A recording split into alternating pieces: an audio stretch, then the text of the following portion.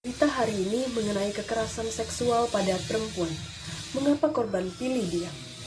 Kasus kekerasan seksual terhadap perempuan menjadi permasalahan yang masih terus terjadi, bahkan meningkat. Komisi Nasional Anti Kekerasan Terhadap Perempuan atau Komnas Perempuan yang mengatakan bahwa dalam kurun waktu 12 tahun terakhir, kasus kekerasan terhadap perempuan di Indonesia naik hingga 800%. Data Sistem Informasi Online atau Simfoni, Perlindungan Perempuan dan Anak, Kementerian Pemberdayaan Perempuan dan Perlindungan Anak menyebut terjadi 6.209 kasus kekerasan seksual pada perempuan, dan untuk tahun sebelumnya per 16 Maret 2021 telah terjadi 426 kasus.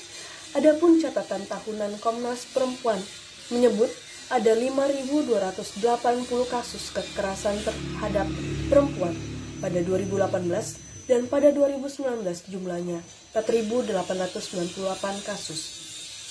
Psikolog Yayasan Puli Ika Putri Dewi menjelaskan, dari pengalaman pendampingan terhadap korban, ada sejumlah faktor yang menyebabkan perempuan korban kekerasan seksual memilih untuk diam. Antara lain, menganggap peristiwa yang dialami merupakan aib, melakukan yang harus ditutupi.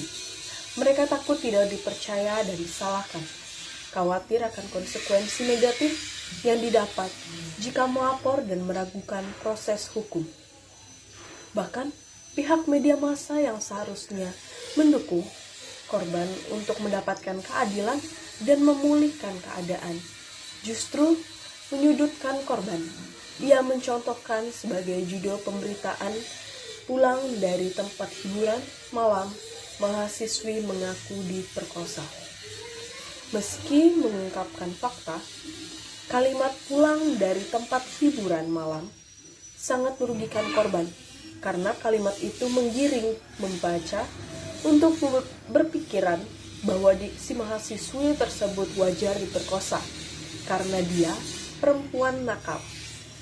Terbukti dia baru nongkrong di tempat hiburan malam, dan berbagai contoh topik berita lain yang dapat menyudutkan korban dari pelecehan tersebut. Di sisi penegakan hukum, hukuman pidana untuk pelaku dinilai masih sumir, ringan, lemah, dan dalam prosesnya bisa memposisikan korban. Terkait hukuman sosial, pelaku tidak pernah mendapatkan hukuman sosial dari masyarakat.